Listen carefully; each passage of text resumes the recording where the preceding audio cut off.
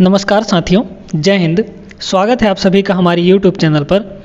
आज के इस वीडियो में हम लोग यहाँ पर सर्ड्स एंड इंडाइसेस यानी घातांक और करणी के बहुत ही शानदार प्रश्न करने वाले हैं और इन महत्वपूर्ण प्रश्नों को करने के लिए हम आपको शॉर्ट ट्रिक भी बताएंगे और इनका एक बेहतरीन कॉन्सेप्ट भी देंगे आपको, ताकि ऐसे प्रश्नों को जब भी आए आपके एग्जाम्स में तो आप आसानी से इनको सॉल्व कर लें और ज़्यादा समय भी ना लगे आपका। ठीक है, तो इस वीडियो में पूरा अंत तक बने रहिएगा ताकि हर एक प्रश्न, हर एक कॉन्सेप्ट आपका छूटे ना और इन प्रश्नों को, सर्ड्स एंड इंडाइसेस के प्रश्नों को आप आसानी से कर ले जाएं, है ना। तो चलिए आज के वीडियो शुरू किया जाए यहाँ पर।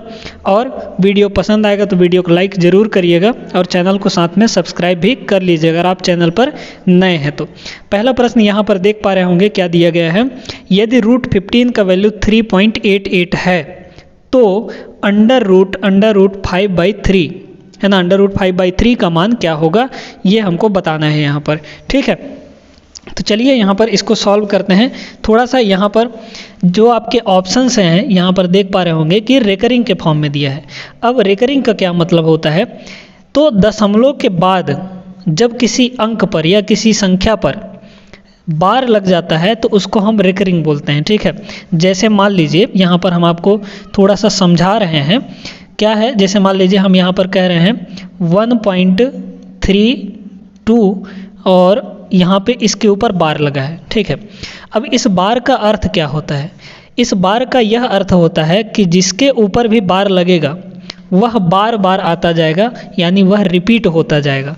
यानी 2 पर बार लगा है तो इसको हम कैसे लिखेंगे, 1.3 और 2 पर बार लगा है ना, तो ये 2 2 2 आते जाएगा, ये कभी ख़त्म नहीं होगा, अनंत तक चला जाएगा। ठीक है, तो ये होता है रेकरिंग। उम्मीद है कि आपको इसका कॉन्सेप्ट ये क्या होता है ये आपको समझ में आ गया होगा। अब यहाँ पर आपके प्रश्न में दिया गया है √15 का वैल्यू, √15 का वैल्यू दिया है और 5/√3 अंडर रूट यहाँ पर पूछ रहा है इसका वैल्यू क्या होगा। तो देखिएगा हम ट्रिक यहीं पर ढूंढेंगे। भाई √15 का वैल्यू हमको दिया है तो यहाँ पर √15 हमको लाना पड़ेगा ना। देखिएगा क्या दिया है, कैसे इसको हम सॉल्व करते हैं बड़ी आसान तरीके से। क्या दिया है यहाँ पर 5/√3 दिया है ना, 5/3 और पूरे का रूट लगा है। एक काम करते हैं हम यहाँ पर ऊपर भी और नीचे भी गुणा कर देते हैं 3 का, कोई दिक्कत नहीं होगा उसे। 3 3 तो ऐसे भी कैंसिल हो जाना है ना। अब ये कितना बन गया, अब ये बन गया ऊपर हमारा 5 तिया 15 हो गया, है ना, 5 तिया 15 हो गया और बटे में 3 तिहाई 9 हो गया। अब एक बात बताइए, यहाँ पर आप करणी का एक कॉन्सेप्ट पढ़े होंगे कि अगर ऐसा है पूरे का x/y का पूरे का अंडर रूट लगा है, इसका मतलब ये जो रूट है वो x का भी रूट है और y का भी रूट है ना। तो यहाँ पर हम इसको कैसे लिख सकते हैं, ऊपर हो जाएगा √15, है ना, √15, अब बटे में √9 का वैल्यू आप जानते हैं 9 का वर्गमूल होता है 3। ठीक है, अब यहाँ पर आप आसानी से √15 का वैल्यू रख सकते हैं, कितना है 3.88। अब बटे में कितना है 3 है, बस आप इसको सॉल्व कर लीजिए, आपका आंसर आ जाएगा। काटिए इसको, 3 × 1 = 3 हुआ, फिर लग गया पॉइंट। अब यहीं से आप बता सकते हैं कि आपका ऑप्शन डी नंबर होने वाला है, क्योंकि दशमलव के पहले क्या है, 1 है, तो 1 सिर्फ एक ही ऑप्शन में है, तो ऑप्शन डी यहाँ पर करेक्ट हो जाएगा। और इसको अगर आप पूरा सॉल्व करना चाहते हैं तो ये भी कर सकते हैं। 3 × 1 = 3 तो ये कट गया, फिर 8 आ गया तो कितना हो जाएगा, 3 दूना 6 हो जाएगा, है ना, 3 दूना 6। फिर कितना बचा, 2 बचा, तो वहाँ पर 2 के साथ 8 आ जाएगा तो 28 हो गया। तो 3 नहीं हो 27, है ना, 3 × 27। फिर कितना हो जाएगा, वहाँ पर आपका बचेगा 1 बचेगा तो 10 हो गया, 3 तिहाई 9 हो जाएगा। फिर ये आपका रिपीट होता चला जाएगा 3 3 3 3 3, यानी 3 के ऊपर हम यहाँ पर बार लगा देंगे। तो आपका कौन सा ऑप्शन सही होगा, यहाँ पर डी ऑप्शन एकदम सही आंसर हो जाएगा। उम्मीद है कि ये कॉन्सेप्ट आपको समझ में आया होगा और ये ट्रिक भी आपको एकदम क्लियरली समझ में आ गया होगा। चलते हैं अपने अगले प्रश्न पर। ऐसे ही मज़ेदार प्रश्न देखने वाले हैं इस वीडियो के अंदर, तो वीडियो में अंत तक आप ज़रूर से बने रहिएगा। हर एक प्रश्न आपके किसी न किसी प्रीवियस ईयर एग्जाम्स में पूछे गए प्रश्न हैं, फालतू के कोई प्रश्न नहीं करवा रहे हैं। ऐसे ही प्रश्न आपके रेलवे हो गया, SSC हो गया और बहुत सारे एग्ज़ाम्स होते हैं कॉम्पिटिटिव एग्ज़ाम्स, उनमें ये पूछे जाते हैं। ठीक है, एक महत्वपूर्ण टॉपिक होता है हमारा सर्ट्स एंड इंडाइसेस, इसके प्रश्न आते ही आते हैं। ठीक है, तो चलिए अगला देखते हैं। अगला प्रश्न यहाँ पर, अगला प्रश्न देखिएगा, यहाँ पर दूसरा प्रश्न दिया गया है 4 की पावर 61 प्लस 4 की पावर 62 प्लस 4 की पावर 63 निम्न में से किससे विभाज्य है, यानी इन ऑप्शंस में से किससे ये कटने वाला है। ठीक है, अब ये यहाँ पर घातांक का प्रश्न है क्योंकि घात लगा हुआ है यहाँ पर। तो इस प्रश्न को करने का बड़ा ही आसान सा तरीका हम आपको समझाते हैं। एक बार यहाँ पर एक कॉन्सेप्ट समझिए थोड़ा सा। देखिए, अगर हम यहाँ पर मान लीजिए 5 की पावर 7 कह रहे हैं। ठीक है, इसका मतलब ये है कि ये 5 का कितनी बार गुणा हुआ है, 7 बार गुणा हुआ है कि नहीं।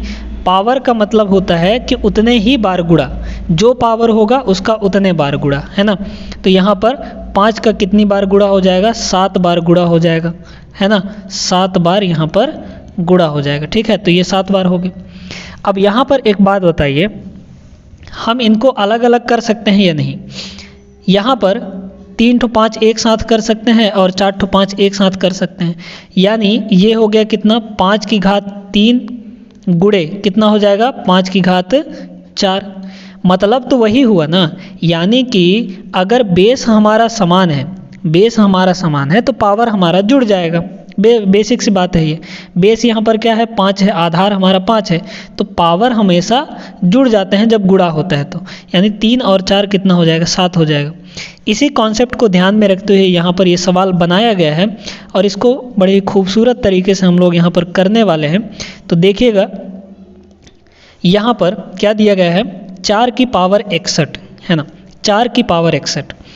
तो 4 की पावर 61 को आप ज्यों का त्यों रहने दीजिए, प्लस यहाँ पर इस 62 को हम ऐसे क्या लिख सकते हैं, 4 की पावर 61 इंटू 4 की पावर 1 बिल्कुल लिख सकते हैं, क्योंकि जब बेस इक्वल है तो हमारा पावर जुड़ेगा, यानी 61 और 1 कितना हो जाएगा, 62 हो जाएगा। तो मतलब तो वही हुआ ना, यानी 4 की पावर 62 को ही हम इसके बराबर लिख दिए हैं। ठीक है, 4 की पावर 61 गुणे 4 की पावर 1, प्लस इसको भी आप 4 के पावर 61 में तोड़ दीजिए तो कितना हो जाएगा, 4 की पावर 61 और इंटू 4 की पावर हो जाएगा 2, है ना, 4 की पावर 2।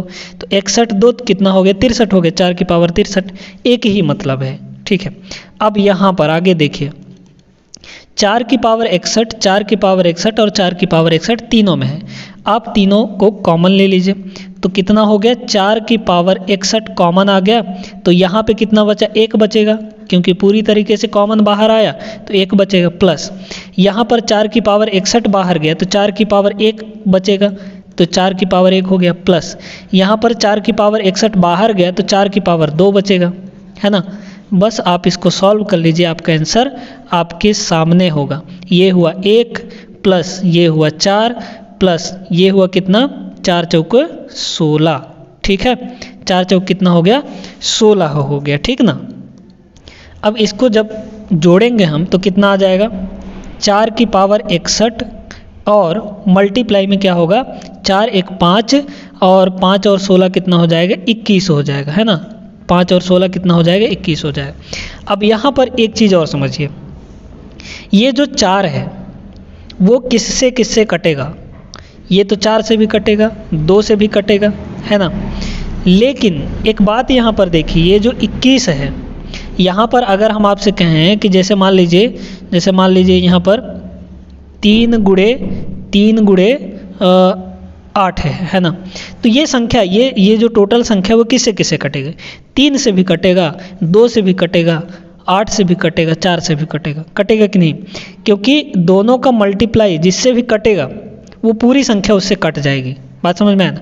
तो यहाँ पर ये दोनों का मल्टीप्लाई है, तो यहाँ पर 21 जिससे कटेगा उससे ये पूरी संख्या कट जाएगी। तो देख लीजिए 21 किससे कटने वाला है, तो 21 हमारा सिर्फ और सिर्फ 3 से कटने वाला है। यहाँ पर ना तो 21 11 से कटता है, ना ही 13 से कटता है, ना ही 17 से कटता है। तो यहाँ पर जो 21 है वो किससे कटेगा, 3 से कटेगा, क्योंकि हम इसको 21 को यहाँ पर समझिए थोड़ा सा बात, इस 21 को 3 गुणे 7 लिख सकते हैं। अब ये पूरा जो है या तो 4 से कट सकता है या 2 से कट सकता है, या फिर यहाँ पर 3 से कट सकता है और 7 से कट सकता है, पूरी की पूरी संख्या। तो आपको ऑप्शन में यहाँ पर क्या दिया है, 3 दिया है, तो 3 से ही ना कटेगा, यानी आपका यही ऑप्शन सही हो जाएगा। ठीक है, अगर 7 रहता तो हम 7 को भी टिक कर देते। बात क्लियर हुआ ना। तो इस तरीके से आपको यहाँ पर इसको करना था। बड़ा आसान सा था ये प्रश्न, अगर आप प्रैक्टिस करते हैं तो आसानी से ये जल्दी हो जाएगा, है ना। तो उम्मीद है कि ये सवाल आपको अच्छे से समझ में आ गया होगा। आगे चलते हैं, अगला देखते हैं प्रश्न। यहाँ पर अगला प्रश्न देखिएगा साथियों, यहाँ पर इन प्रश्नों को करने के लिए एक बहुत ही बेसिक सा तरीका है, बहुत ही आसान सा तरीका है, एकदम शॉर्ट ट्रिक कह लीजिए इसको अगर आप समझ गए तो इस तरह का, चाहे प्लस दिया हो चाहे माइनस दिया हो, कैसा भी प्रश्न हो आप उसको कर ले जाएंगे। ठीक है, बड़े गौर से समझते जाइएगा ये क्या ट्रिक है। यहाँ पर हम बात कर रहे हैं ट्रिक की, है ना, हम बात कर रहे हैं किसकी, ट्रिक की। ठीक है, तो चलिए समझते हैं ट्रिक हमारा क्या है। यहाँ पर 2 चीज़ें देखिए आप, एक तो इस 12 को देखिए और इस 12 के बाहर जो रूट है, रूट के पहले कौन सी संख्या दी गई है ना। तो यहाँ पर देखिए, और तीसरी चीज़ क्या हमको देखना है, प्लस और माइनस देखना है। पहली बात तो इस 12 को आप पकड़कर बाहर निकाल लीजिए। ठीक है, जो भी दिया है यहाँ पर आप देख पा रहे होंगे कि प्लस में ये अनंत तक गया है ना। तो ये जो ट्रिक है वो तभी काम करेगा जब ये अनंत तक गया हो, यानी इनफाइनाइट तक गया हो, इनफाइनाइट तक का सीरीज यहाँ पर चल रहा हो, तब काम करेगा ये। ठीक है, अब देखिए यहाँ पर इस 12 को, अच्छा थोड़ी देर के लिए यहाँ पर समझिए, ये जो बाहर रूट के बाहर यहाँ पर कुछ नहीं है, प्लस के बगल में, इसका मतलब यहाँ पर क्या है, 1 है। यहाँ पर भी देख पा रहे होंगे 1 है ना, इसके बाहर भी 1 है। तो आपको क्या करना है, यहाँ पर इस 12 का 2 ऐसा फैक्टर करना है कि 2 ऐसा फैक्टर करना है, यानी 2 ऐसा गुणनखंड करना है कि यहाँ पर उनका अंतर इसके बराबर आ जाए, यानी 1 के बराबर आ जाए। तो हम 12 का गुणनखंड क्या क्या कर सकते हैं, 12 का गुणनखंड हम कर सकते हैं 1 गुणे 12, तो क्या इनका अंतर 1 आएगा, नहीं आएगा। और 12 का गुणनखंड हम क्या कर सकते हैं, 2 गुणे 6 लिख सकते हैं, क्या इन दोनों का अंतर 1 आएगा, नहीं आएगा। तो ये दोनों भी हमारे नहीं होंगे। 12 को हम और क्या लिख सकते हैं, 12 को हम लिख सकते हैं 3 गुणे 4। तो देखिए 3 और 4 का अंतर कितना है, 1 है। मतलब 12 को हम क्या करेंगे, 3 और 4 में तोड़ देंगे। ठीक है, किस में, यहाँ पर 3 और 4 में तोड़ दिए, है ना। यहाँ पर देखना है कि वही फैक्टर लेना है जिनका अंतर ये वाला आ जाए, मतलब जो रूट के बाहर संख्या है वो वाला अंतर आ जाए। इनका देख लीजिए, इनका अंतर क्या है, 1 के बराबर है। ठीक है, इतना काम करने के बाद अब आपको प्लस और माइनस देखना है। तो जब प्लस होगा, है ना, जब प्लस होगा, यदि प्लस हो, प्लस के कंडीशन में हमको बड़ा वाला फैक्टर उत्तर होगा, है ना, बड़ा फैक्टर। ठीक है, इसमें देखिए कि बड़ा फैक्टर कौन सा है, वही आपका आंसर हो जाएगा। यदि यहाँ पर माइनस होता तो जो छोटा फैक्टर है ना, छोटा वाला गुणनखंड, वो हमारा उत्तर होता। बात क्लियर हुई कि नहीं। तो यहाँ पर हम देख पा रहे हैं कि प्लस है, तो प्लस है तो यहाँ पर बड़ा फैक्टर कौन सा है, 4 है, यही हमारा उत्तर हो जाएगा, है ना। तो कौन सा ऑप्शन सही होने वाला है, यहाँ पर आपका ए ऑप्शन सही हो जाएगा। तो यहाँ पर अगर प्लस है तो बड़ा फैक्टर लीजिएगा, अगर माइनस है तो आप यहाँ पर, अगर यहाँ पे माइनस रहता ना तो हम 3 को आंसर करते, यानी 3 हमारा सही उत्तर हो जाता। बात क्लियर हो गई। तो इस तरह का अब जब भी प्रश्न आएगा आपको ऐसे ही ट्रिक लगाना है, यही ट्रिक लगाना है, और हर एक में यही ट्रिक लगने वाला है। ठीक है, तो उम्मीद है कि समझ में आ गया होगा ये प्रश्न। चलते हैं अपना अगला प्रश्न देखते हैं। अब यहाँ पर अगला प्रश्न देखिए, ये प्रश्न आपको फंसाने वाला है। फंसाने वाला कैसे है समझते हैं। देखिए यहाँ पर 13 है, 13 का कोई फैक्टर नहीं होता है, 1 और 13 ही होता है सिर्फ इसके फैक्टर। तो आप इस प्रश्न को कैसे करेंगे ज़रा गौर से समझिए, इसका क्या ट्रिक है। जब यहाँ पर फैक्टर ना हो, पहले तो 13 को आप पकड़ कर बाहर निकाल लीजिए, तो 13 हमारा क्या आ गया, बाहर आ गया। ठीक है, अब यहाँ पर 13 का हम कोई ऐसा फैक्टर नहीं कर सकते जिनके बीच का अंतर 1 आए, है ना। तो क्या करेंगे हम, अब यहाँ पर प्लस और माइनस देखिए, है ना। तो अगर प्लस लगा है तो आप 13 से आगे जाइए, अगर माइनस लगा है तो इस 13 से पीछे आइए। यहाँ पर प्लस प्लस प्लस है ना, तो आप 13 से आगे जाइए। 13 से आगे एक ऐसा नंबर ढूंढिए जिसके गुणनखंडों का अंतर 1 आ जाए। 13 के आगे हम अगर चलेंगे तो 13 के आगे आएगा 14, 14 को जब हम तोड़ेंगे तो 2 गुणे 7 होगा, इनके बीच का अंतर 1 नहीं आया, इसका मतलब यह नहीं होगा। 15 पे चलें तो 15 का गुणनखंड क्या होगा, 3 गुणे 5 होगा, उसके भी अंतर 2 आया है, 1 नहीं आया। 15 के बाद 16 पे चलेंगे तो 16 क्या होगा, 4 गुणे 4 होगा, अंतर तो 0 आ गया। हमको ऐसा देखना है कि उसके गुणनखंडों के बीच का अंतर 1 आए। 16 के बाद 17 पे चलेंगे तो 17 भी हमारा कटेगा नहीं। 18 पे चलेंगे तो 3 गुणे 6 होगा या फिर 9 गुणे 2 होगा, अंतर 1 नहीं आ रहा है। 19 पे चलेंगे तो वैसे भी अभाज्य संख्या है। अगर हम 20 को लेते हैं तो 20 को कैसे तोड़ सकते हैं, एक तो हम 2 गुणे 10 कर सकते हैं, तो उनके बीच तो अंतर 8 आ गया। लेकिन एक चीज़ हम इसको और कर सकते हैं, क्या कर सकते हैं, 4 गुणे 5 कर सकते हैं, है ना, 4 पंचे 20। तो इनके बीच का जो अंतर है वो कितना आ रहा है, 1 आ रहा है। इसका मतलब हमको यही संख्या चाहिए, ठीक है, 20 ही चाहिए। प्लस लगा है तो 13 से आगे जाइए, एक ऐसा नंबर ढूंढिए जिसके गुणनखंडों के बीच का अंतर 1 आ जाए। तो 20 हमको मिला जिसके गुणनखंडों का अंतर 1 है, तो 20 को आप लीजिए, है ना, जो संख्या मिल जाए उसको आप ले लीजिए और यहाँ पर इसका गुणनखंड करेंगे तो 4 गुणे 5 होगा, है ना। अब इन प्रश्नों का उत्तर देने के लिए आपके ऑप्शंस में कैसे ऑप्शन दिए रहेंगे, ये देखिए, इनका ऑप्शन ऐसे दिया रहेगा, 2 एवं 3 के बीच, 3 एवं 4 के बीच, 4 एवं 5 के बीच, 12 एवं 13 के बीच, है ना।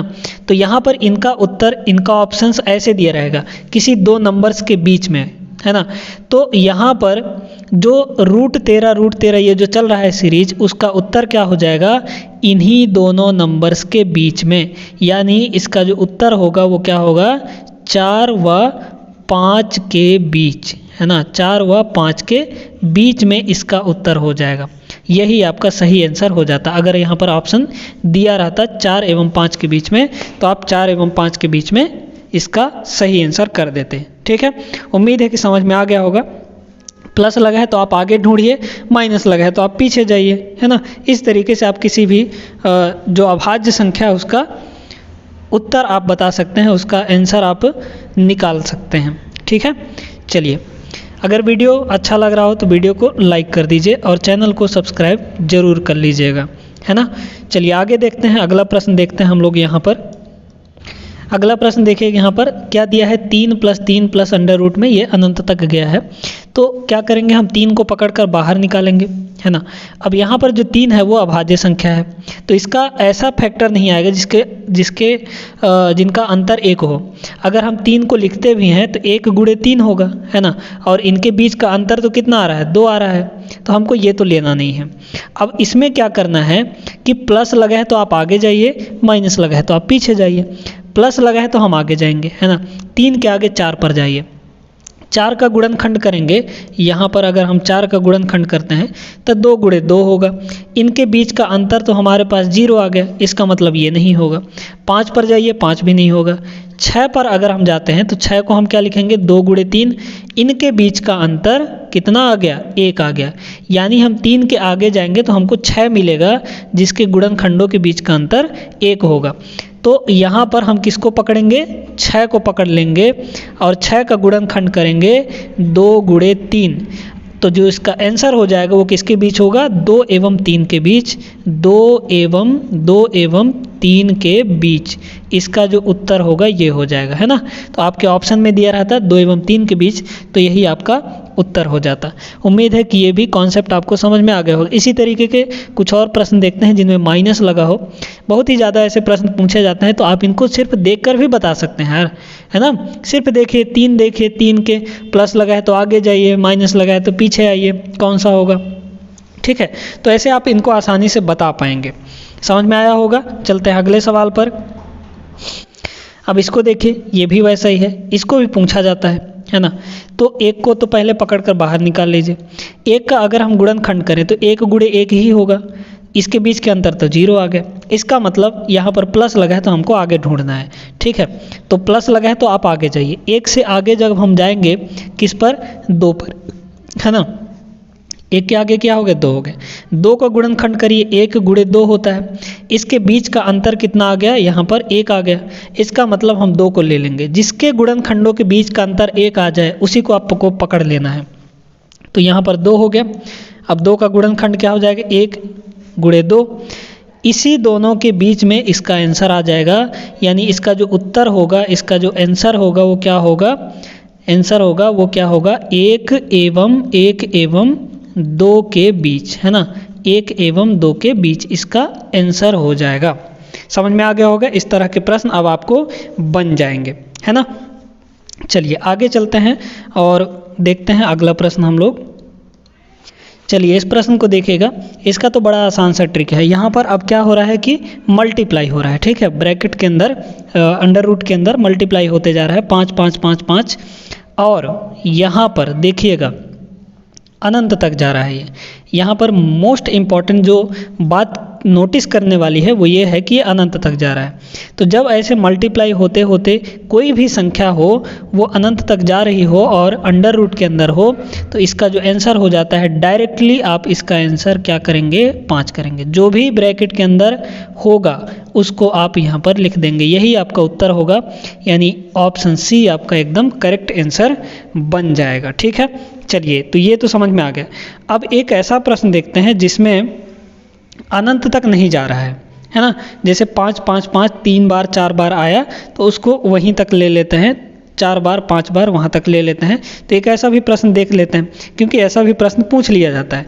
इसमें अनंत था तो इसको आप डायरेक्टली देखकर भी बता सकते हैं, लेकिन जिसमें अनंत तक नहीं जाएगा, 3 बार तक जाएगा, 5 बार तक जाएगा और 4 बार तक जा सकता है, तो उस प्रश्न को कैसे किया जाएगा देखिएगा ज़रा यहाँ पर। अब इस प्रश्न को देखिएगा, यहाँ पर क्या है, यहाँ पर जब नंबर ऑफ रिपीटेशंस जो हैं वो समान है, इक्वल है, मतलब यहाँ पर क्या कह सकते हैं कि लिमिटेड है ना, अनंत तक नहीं गया है। तो इसको करने का क्या तरीका है, इसको देखिएगा बड़े गौर से। यहाँ पर जो 5 5 5 चल रहा है कितनी बार है, 4 बार है। तो आप तो पहले इस 5 को बाहर लिख लीजिए, ठीक है। अब इसके पावर में जो होगा वो बटे के फॉर्म में होगा, और वो बटे कहाँ से निकलेगा इसको देखिए। सबसे पहले तो आप यहाँ पर 2 लिख लीजिए। अब 2 का पावर हमको क्या करना है, 2 का पावर जितनी बार ये नंबर आया है देख लीजिए, 1 बार ये, 2 बार, 3 बार, 4 बार, यानी 5 जो है वो 4 बार आया है, तो 2 की पावर 4 कर दीजिए। जितनी बार वो नंबर हो उसके पावर उतना ही कर देना है आपको। तो 2 की पावर कितना हो जाएगा, 4, और 2 की पावर 4 का मतलब 16, है ना। 2 का 4 बार गुणा करेंगे तो 16 आएगा। अब यहाँ पर 16 से आप 1 कम करिए तो कितना होगा, 15, और बटे में इस 16 को रख दीजिए, ये हो जाएगा 16, और इसी पूरे को आप उठाकर इसके पावर में डाल दीजिए, यानी कितना 15 बटे 16, ठीक है। तो इसका जो आंसर हो जाएगा वो कौन सा होगा, 5 की पावर 15 बटे 16, यानी ऑप्शन सी यहाँ पर आपका बिल्कुल सही आंसर हो जाएगा। बिल्कुल कहीं पर गलत नहीं होगा ये, अगर इसको आप टिक करते हैं तो, ठीक है। उम्मीद है कि समझ में आ गया होगा। ऐसे अगर लिमिटेड दिया हो, लिमिटेड नंबर ऑफ रिपीटेशन, तो आपको इस तरीके से करना है। बात क्लियर हो गई। यहाँ पर हमेशा 2 की पावर देखना है कि कितनी बार रिपीट किया है, हमेशा 2 का ही पावर करना है ना, 2 का ही पावर करना है, क्योंकि यहाँ पर जो जैसे हम कह रहे हैं कि हमारे पास ये है, इसका अर्थ क्या होता है, इसका अर्थ ये होता है कि यह a का पावर 1/2 है। रूट का अर्थ होता है कि पावर में 1/2, है ना। तो 2 कितनी बार आएगा, जितनी बार ये होंगे, है ना। उसी तरीके से हम इसको किए हैं, और 1 यहाँ पर कम कर देंगे तो हमारा ऊपर वाला पावर मिल जाएगा। अगर आप इसको बेसिक मेथड से सॉल्व करना चाहते हैं तो वो भी कर सकते हैं, कोई दिक्कत नहीं है यहाँ पर, है ना। तो उम्मीद है कि आपको समझ में आ गया होगा। ये तो हमने यहाँ पर क्या बताया है, आपको ट्रिक बताया है ना। तो इस तरीके से आप करेंगे इन प्रश्नों को। तो यहाँ पर एक प्रश्न हम लोग और देखते हैं, अगला प्रश्न। चलिए तो ये वाला प्रश्न देखिएगा, यहाँ पर क्या दिया है, √7 ये अनंत तक नहीं गया है। अगर अनंत तक जाता तो डायरेक्टली इसका आंसर हम क्या बताते, 7 बताते, है ना। 7 ही इसका आंसर हो जाता अगर ये अनंत तक जाता, इनफाइनाइट तक जाता। लेकिन ये लिमिटेड है ना, लिमिटेड है, तो हमको क्या करना है देखना है। 7 को तो पहले ले लीजिए आप। अब क्या करना है, 2 की पावर कितनी बार है ये, तो कितनी बार है यहाँ पर, ये 1 2 3 बार 7 है, तो 2 की पावर 3 कर दीजिए। 2 की पावर 3 का अर्थ क्या होता है, 8, है ना। 2 का 3 बार गुणा तो 8 आ जाएगा। इससे एक कम करके ऊपर लिखिए, यानी 7/8, इसके पावर में लिख दीजिए 7/8, है ना। तो 7 की पावर 7/8 इसका आंसर हो जाएगा। क्या हो जाएगा? इसका आंसर हो जाएगा, है ना। तो जिसमें भी ये ऑप्शन होता आप उसको टिक कर देते, बड़े आसान तरीके से। उम्मीद है कि ये समझ में आ गया होगा आपको, और आज की वीडियो भी आपको बहुत ही ज़्यादा पसंद आया होगा। पसंद आया हो तो अपने दोस्तों के साथ शेयर कर दीजिए और लाइक ज़रूर कर दीजिएगा, चैनल को साथ में सब्सक्राइब भी कर लीजिएगा। मिलेंगे हम लोग नेक्स्ट वीडियो में, तब तक आप सभी अपना ख्याल रखिए, पढ़ाई लिखाई करते रहिए ज़ोरों शोरों से, क्योंकि अगर आपके पास गवर्नमेंट एग्ज़ाम होगा, आता है कोई भी एग्ज़ाम, तो आप उन सारे एग्ज़ाम्स को क्रैक कर सकते हैं अगर आप मन लगाकर पढ़ाई करते हैं तो, है ना। तो चलिए फिर मिलेंगे नेक्स्ट वीडियो में, तब तक आप सभी अपना ख्याल रखिए। जय हिंद।